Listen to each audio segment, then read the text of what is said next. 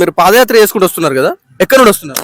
తొరూరు తొరూరు నుంచి తొరూరు మహిబాద్ జిల్లా. అంటే దీని ప్రత్యేకత ఏంటి? ప్రత్యేకత అంటే మా తాతల ముత్తాతలు కాంచుకున్న మేము సమ్మక్క తల్లి సారలమ్మకి చాలా మేము మొక్కుబడి ఉంటాం.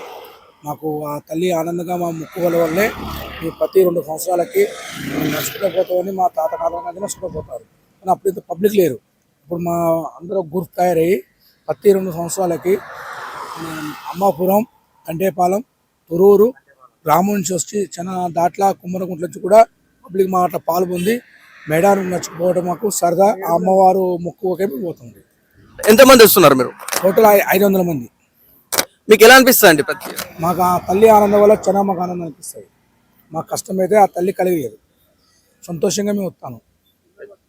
అయితే ఒక చిన్న రిక్వెస్ట్ అండి, ఇంకా మాకు ఇలా మేము నడుచుకుంటూ వస్తున్నాం కాబట్టి మాకు పోయిన ఏడాది 2వ ఏడాది కూడా మాకు ఫెసిలిటీ మాకు మా స్తంభంగా మెడారాన్ని మాకు ఇవ్వలేదు. ఈరోజు మా రిక్వెస్ట్, జనాలు చాలా మంది తొలి నుంచి అమ్మవారికి ఇప్పుడు వస్తుంది కాబట్టి కాళ్ళకి పొక్కులు ఎత్తి చాలా ఇబ్బందులు ఉన్నారు.